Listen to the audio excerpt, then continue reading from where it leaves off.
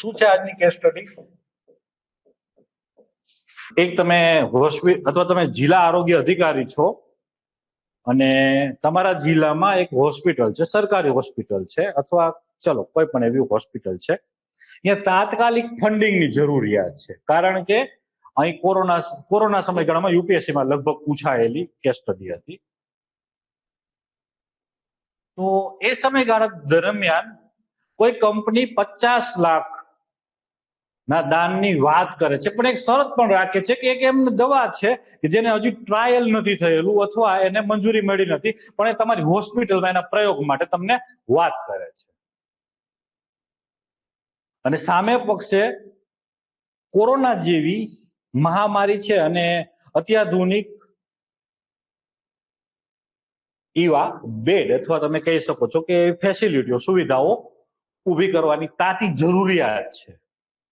તમે જિલ્લા અધિકારી છો, તમને આવી ઓફર મળે છે કે એક બાજુ 50 લાખ લ્યો અને બીજી બાજુ આ દવાને મંજૂરી આપો. આવા સંજોગોમાં એક લોકસેવક તરીકે તમે શું કરશો? આવું ક્વેશ્ચન છે આઈ થિંક.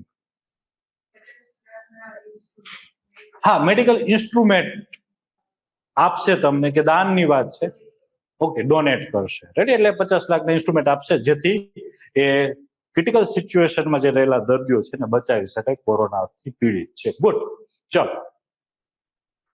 તો આવા સંજોગોમાં તમે શું કરશો? તો આપણે ઇન્ટ્રોડક્શનની અંદર 3 વસ્તુઓ લખીએ છીએ. એક બેઝિક અન્ડરસ્ટેન્ડિંગ,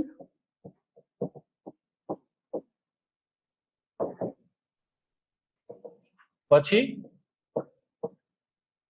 અહીં આપણે બીજું લખીએ જે એથિકલ ડાયલેમા,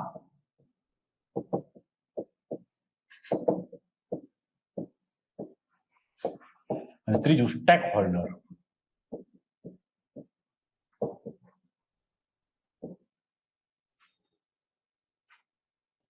બેઝિક અન્ડરસ્ટેન્ડિંગમાં તમે લોકો લોકસેવકનું કર્તવ્ય છે કે લોકો પ્રત્યે સહાનુભૂતિ દર્શાવે, સમાનુભૂતિ દર્શાવે, સાથે સાથે રૂલ ઓફ લો પણ લાગુ પાડે. એટલે આવી બેઝિક અન્ડરસ્ટેન્ડિંગ તમે લખી શકો. તો આ સંજોગોમાં એની સામે આ પરિસ્થિતિ આવે છે, તેની સામે કેવા ડિલેમા ઉભા થાય છે, ડાયલેમા ઉભા થાય છે? ચલો કયો મને.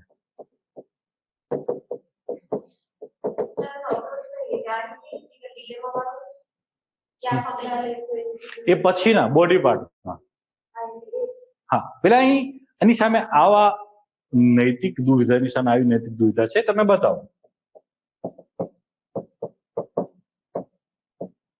શું આવે અહીં?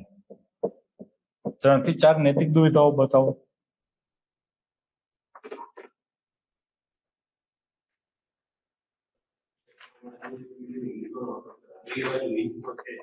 જાહેર હિત અને ખાનગી. હા તો હા,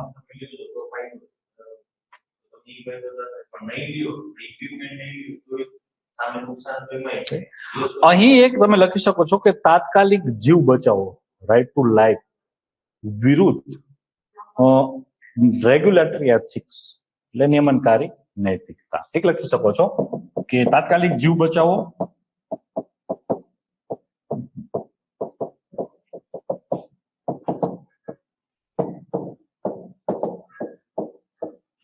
વિરુદ્ધ નિયમનકારી નૈતિકતા, રેગ્યુલેટરી એથિક્સ. એક આ છે. ચલો બીજો. યસ, લખી શકો છો પારદર્શિતા વિરુદ્ધ જાહેર આરોગ્ય.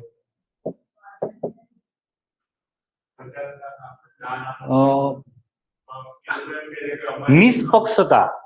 પારદર્શિતા કરતા સારો શબ્દ અહીં જો અલ્ટિમેટ વસ્તુ જે આવશે, નિષ્પક્ષતા. પારદર્શિતા ચાલે. હા,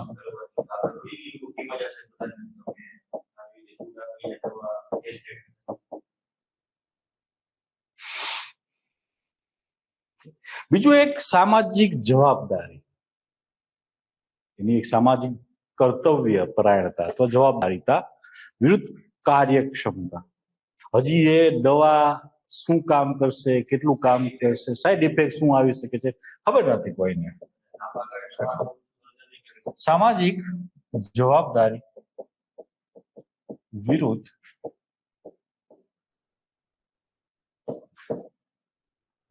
હા આપણે ચર્ચા કરી સામાજિક કાર્યક્ષમતા ઇફિશિયન્સી અને યસ લાંબા ગાળાનો નૈતિક પ્રભાવ વિરુદ્ધ તાત્કાલિક બચાવ.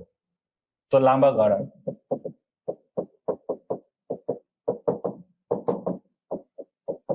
લાંબા ગાળે શું અસર પાડશે? તમારી નૈતિકતા ઉપર શું અસર પડશે? સરકારની નૈતિકતા ઉપર શું અસર પડશે? દવા લાવી દીધી, ચલો એની સાઈડ ઇફેક્ટ એવી, એક પબ્લિક ટ્રસ્ટ છે આખી વ્યવસ્થા ઉપરથી ઉઠી જશે. વિરુદ્ધ તાત્કાલિક રાહત. તો આ પણ તમે એથિકલ ડિલેમા બતાવી શકો છો. એક બે લીટીમાં સમજાવવું તો તમે સમજાવી શકો છો એથિકલ ડિલેમાને.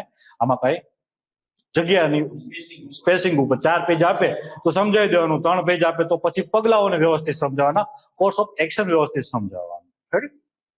ચાલો, એટલે 4 પેજ લગભગ આપશે અમુક કેસ સ્ટડીમાં, એવું મને લાગે છે. અમુકમાં 3 આપશે, અમુકમાં 4 આપશે, એટલે 4 પેજ હોય તો એને સમજાવી દેવાનું.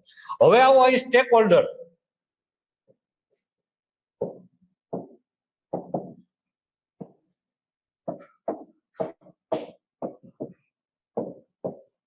કોણ કોણ છે? એક અધિકારી, બીજું કંપની, ત્રીજું જિલ્લા હોસ્પિટલ, એટલે વહીવટ તંત્ર આખું. રેડી? પછી દર્દીઓ, હોસ્પિટલમાં રહેલા દર્દીઓ, હોસ્પિટલનો સ્ટાફ,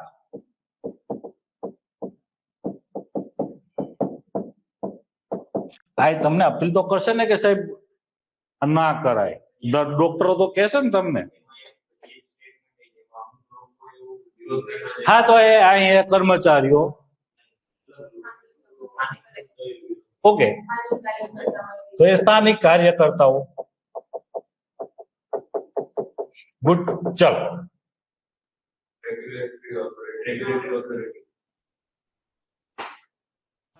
વહીવટ તંત્રમાં આવી જશે.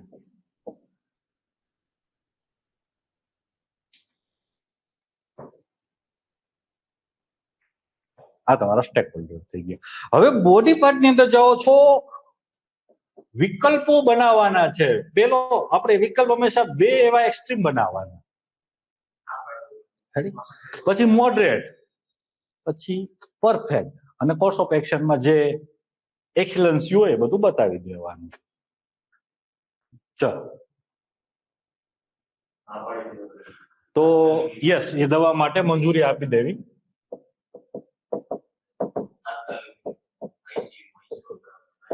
હવે આનો ફાયદો શું થશે? તો એ જે પીડિતો છે, દર્દીઓ છે, એમને રાહત થઈ જશે, કામ થઈ જશે. પણ નુકસાન શું છે? હજી આનો કોઈ ટ્રાયલ નથી. કે બીજું, રૂલ ઓફ લો, એ કાનૂનનું શાસન હોય, એ અહીં નથી લાગુ પડતું. તમારી પોતાની ઇન્ટિગ્રિટી, સત્યનિષ્ઠા છે, નિષ્પક્ષતા છે, એનું બધું શું? એ બધા મૂલ્યો છે, પારદર્શિતા, એ બધાનું શું?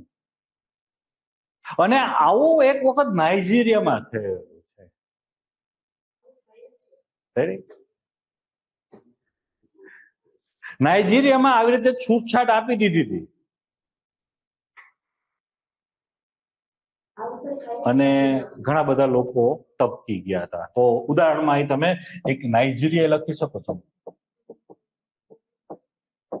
અને અહીં હજી તમારે લખવું હોય તો ગાંધીનું, હજી જો આને સમજાવવા, તમારે આને કાઉન્ટર કરવા લખવું હોય તો ગાંધીનો સાધન સુધી, સાધ્ય સુધીનો લખી દો.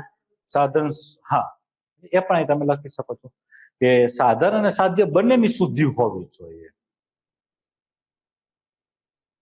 વસ્તુ કાંતને અહીં લખી શકો છો. કાંત અને ગાંધી લગભગ વિચારધારામાં પેરેલલ ચાલે છે. ગાંધીની વિચારધારા શું છે? જેનિઝમ, બોધિઝમ, વેસ્ટર્નમાં ટોલ્સ્ટોય, કાંત, આ બધાનું એક સંમિશ્રણ છે. અને ગાંધીએ સંમિશ્રણને રોડ ઉપર અથવા એ જમીની સ્તર ઉપર ઉતાર્યું. એ જ છે ગાંધીની વિચારધારા. તમે વાંચો, કાંતને વાંચો, ગાંધીને વાંચો, ગાંધી બાપુ કાંતની સરખી જ વાતો કરે છે. ગાંધીનું સત્ય અહિંસા વાંચો, જૈનિઝમ બૌદ્ધિઝમ, એના ઇન્ટરપ્રેટ કરો તમને એ જ લાગે બધું. તો અહીં પણ તમે ઉદાહરણો બતાવી શકો છો, જરૂર પડે છે. બીજું, મંજૂરી ના આપવી. જેમ હમણાં કાનાભાઈ હિન્દી બોલવામાં ના પાડી દીધી, એવી જ રીતે અહીં સદંતર કડક શબ્દમાં મંજૂરી માટે ના પાડી દે. શું છે પોઝિટિવ નેગેટિવ? ચલો અહીં તમારું રૂલ ઓફ લો અને તમારી નૈતિકતા ને એ બધું સંતોષાઈ જશે, પણ જે જીવલેણ સ્થિતિમાં રહેલા લોકો છે એનું શું? એ વધારે સંકટમાં જશે. તો સૌથી મહત્વનું અહીં શું છે? એક અધિકારી તરીકે, એક લોકસેવક તરીકે તમારી અંદર સહાનુભૂતિ, સમાનુભૂતિ, કરુણા, આવું કંઈક હોવું જોઈએ ને.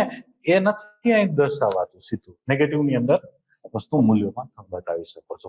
બીજું, ઉપયોગિતાવાદ એ કહે છે મહત્તમ લોકોનો મહત્તમ ફાયદો. તો અહીં ઘણા બધા લોકોનો જો ફાયદો થતો હોય તમારા એકના નુકસાનથી, તો કરી શકાય છે, પણ આના પછીનો વિકલ્પ વિચારી શકાય છે. કંપનીના જે પ્રશાસનિક અધિકારી છે અથવા કંપનીના જે કંપનીનું મેનેજમેન્ટ છે એની સાથે એક ચર્ચા, સંવાદ થકી શરત હટાવવા માટે એક સમજાવટ લાવવી. રાઈટ? તો એ મીડિયેટરમાં જઈએ, કંપનીના મેનેજમેન્ટ સાથે વિચાર વિમર્શ અથવા થકી શરત હટાવવાની ચર્ચા. ચલો માની લ્યો કે એ માની જાય છે, ચર્ચા સંવાદથી એ સમાધાન થઈ જાય છે પ્રશ્નનું, તો આ બધા તમારા જે પ્રશ્ન છે સોલ્વ થઈ જાય છે. રેડી?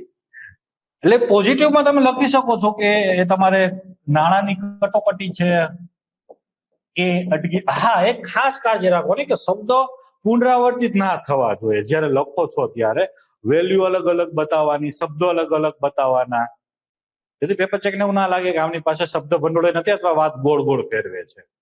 એટલે ચેન્જીસ કરતું રહેવાનું. તો એ નાણાંની કટોકટી અટકે, સંસાધનો પર્યાપ્ત માત્રામાં મળે, તો એ જે આરોગ્યની કટોકટી છે એને અટકાવી શકાય છે, તો લોકોને બચાવી શકાય છે. નેગેટિવ, ના પાડે,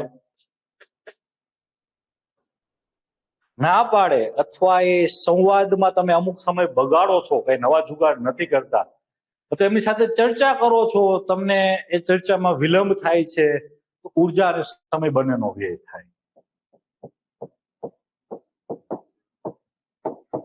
અને આવા સંજોગોમાં કેવું છે, હેલ્થની અથવા જે હેલ્થ ઇમરજન્સી છે બહુ સમયની વસ્તુઓ છે. હાર્ટ એટેક આવે છે તો યા એવું ના હોય કે ચલો 1 કલાક પછી પેલા વિચાર વિમર્શ કરી, ફટાફટ સેમ જ કે હોસ્પિટલમાં જે ક્રિટિકલ ક્ષણોમાં જે માણસ છે એને ફટાફટ જેટલો સમય વધુ ઓછા સમયમાં તત્કાલિક ડિસિઝન લેવાના હોય, તો અહીં એ તમે બતાવી શકો છો. વિકલ્પ 4,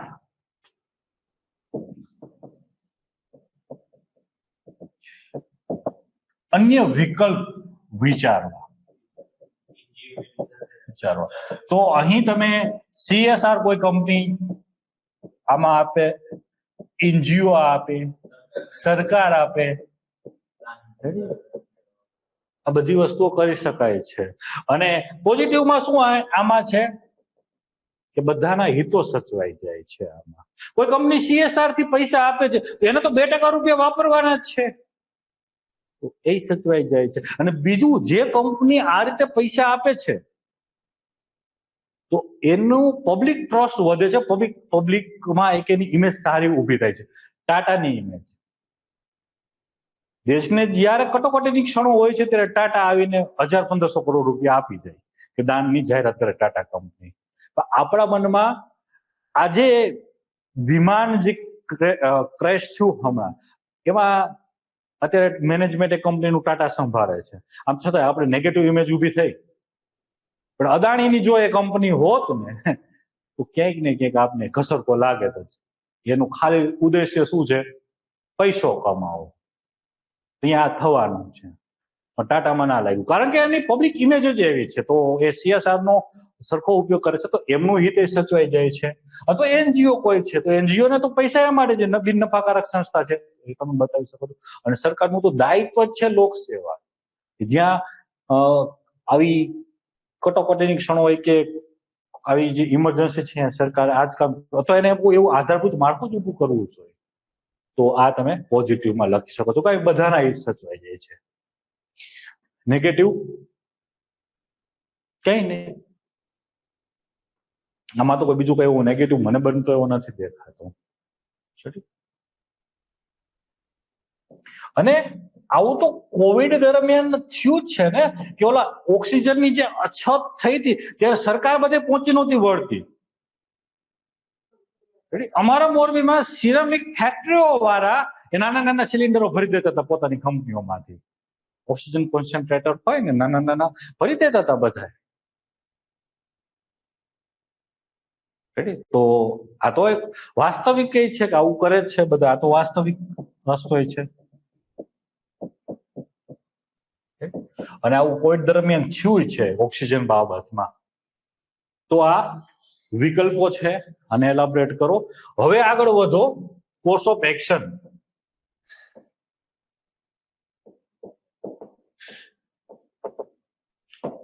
અંતિમ ઉપાય. તો આમાં લખતા ટાઈમે તમે લખો કે ટૂંકા ગાળામાં પહેલો પ્રયાસ તમે શું કરો, કે કંપનીના જે મેનેજમેન્ટ છે એની સાથે એક ચર્ચા કરો. જો તમારું કામ થઈ જાય છે તો ગુડ, પણ બીજા વિકલ્પો સાથે સાથે વિચારવાના છે, કે જે તમે કયો છો કે વિકલ્પોની અંદર CSR, NGO, સરકાર, એ બધા સાથે તમારે અહીં કંઈક મેનેજ કરીને એરેન્જ કરવાનું છે. હા, આ તો કરવાનું જ છે, પણ ભવિષ્યમાં આવી કોઈ પ્રોબ્લેમ ઉભો ના થાય એના માટેની એક આખી વ્યવસ્થા પર આધારભૂત માળખું પણ એવું બનાવવાનું છે કે ભવિષ્યમાં આવી વસ્તુઓ ના થાય. અંતિમ નિર્ણયમાં એવું હોય કે ભવિષ્યનું જોવાનું છે કે આવું સમસ્યા ફરીથી ના ઊભું થાય. અને જેને આપણે વૈકલ્પિક આયોજન પણ કહીએ છીએ. તો આ આપણું કોર્સ ઓફ એક્શન છે.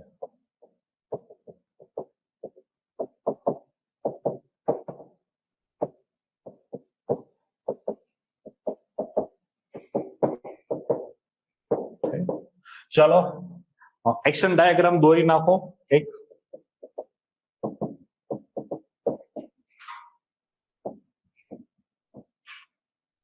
કંપનીને હા શરત માનીને તો નૈતિકતા પાલન થતું નથી, તો વ્યવસાયિક નૈતિકતાનું પાલન થતું નથી. વિશ્વાસ, વ્યવસ્થા વ્યક્તિ બધા પર ટકતો નથી. તો આ બાજુ ના જવું જોઈએ. અને બીજું કે ના, વ્યવસાયિક નૈતિકતાનું પાલન થશે,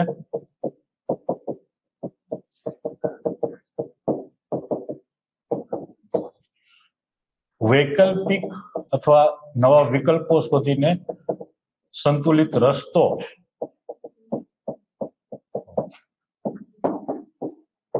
આ નિર્ણય લેવો. આવો એકાદું મૂકી દેવું, અને ટેબલ ફોર્મમાં લઈ જઈ શકાય છે, આમાં કઈ વાંધો નથી. 4 પેજ નગર ભરશો કેવી રીતે? ડાયાગ્રામ પેજ ભરવા માટે છે, સ્પષ્ટ દેખાય પેપર ચેકરને કે આને શું નિર્ણય કરવાનો છે. 15 વાંચવા જવું પડે, અને કેસ સ્ટડી વાંચવામાં કંટાળો તો આવશે પછી પેપર ચેકરને. અને બીજી બે વસ્તુ છે કેસ સ્ટડીમાં, કા કંટાળો આવે કા મજા આવે. આમાં તો તમારી મૌલિકતા ખીલશે, એટલે તમારા ઉપર છે. કન્ક્લુઝનમાં શું લખાય?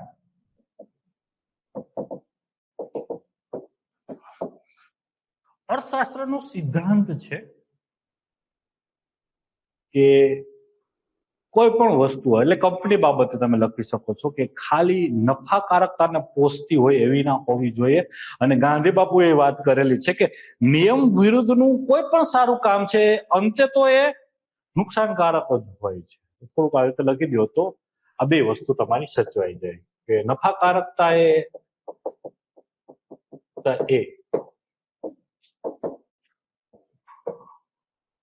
અર્થતંત્ર કે આર્થિક બાબતોમાં અંતિમ વિકલ્પ નથી. એ કોઈ પણ કંપનીમાં લોકહિત પણ જોવાનું છે. સામે પક્ષે ગાંધી બાપુ એવું કહે છે કે નૈતિકતા વિનાનું કોઈ પણ કામ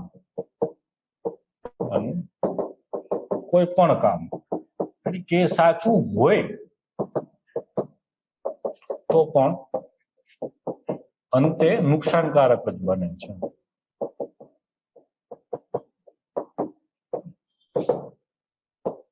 એટલે અહીં જે નિર્ણય લેવામાં આવે છે આ બધી બાબતોને ધ્યાનમાં રાખીને વિકલ્પો વિચારીને નિર્ણય એ અધિકારીએ લેવો જોઈએ અથવા આ પ્રકારનો નિર્ણય લેવો જોઈએ.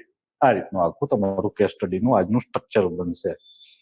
ચલો, કાલ કરતા આજ થોડીક અઘરી મૂકી છે. થોડુંક આપણે ધીમે ધીમે ટફનેસ વધારતા જશું અને હજી આમાં કંઈક ને કંઈક નવું રિસર્ચ કરતા જશું કે જ્યારે વધારે પેજ છે અને કન્ટેન્ટ ઓછું થાય તો સ્ટેક હોલ્ડરને એનું શું અહીં સ્ટેક છે એ લખી શકીએ છીએ એવું આપણે થોડુંક વિચારશું. એ બધું થોડું કામ કરતા રહેશું. ચાલો, આમાં કઈ બીજું કોટેશન થોડાક ગોખજો એથિક્સના કામ લાગશે. અંદર લખવામાં કામ લાગશે, કન્ક્લુઝન લખવામાં કામ લાગશે, એથિક્સમાં કામ લાગશે, નિબંધમાં કામ લાગશે. અને હું રોજ જે ટેલિગ્રામમાં મૂકી રહ્યો છું 15-20 અલગ ટોપિક વાઇઝ, થીમ વાઇઝ એ એટલીસ્ટ નજર મારતા રહેજો. એ ક્યાં લખી શકાય એટલું વિચારતા રહેજો કે કોઈ નિબંધમાં કંઈક એવો છે માનવતાની આજુબાજુ તો માનવતાના પોઝિટિવ સાઈડમાં આ લખી શકાય, એના ડાયમેન્શનમાં આ લખી શકાય કોટેશન, એવું થોડુંક વિચારી રાખજો. છેલ્લે કઈ નહીં આવડતું નિબંધમાં 10 કોટેશન આવડતા છે તો નિબંધના ડાયમેન્શન ખુલી જશે ફિલોસોફિકલ નિબંધમાં. એટલે અત્યારથી વિચારતા જજો.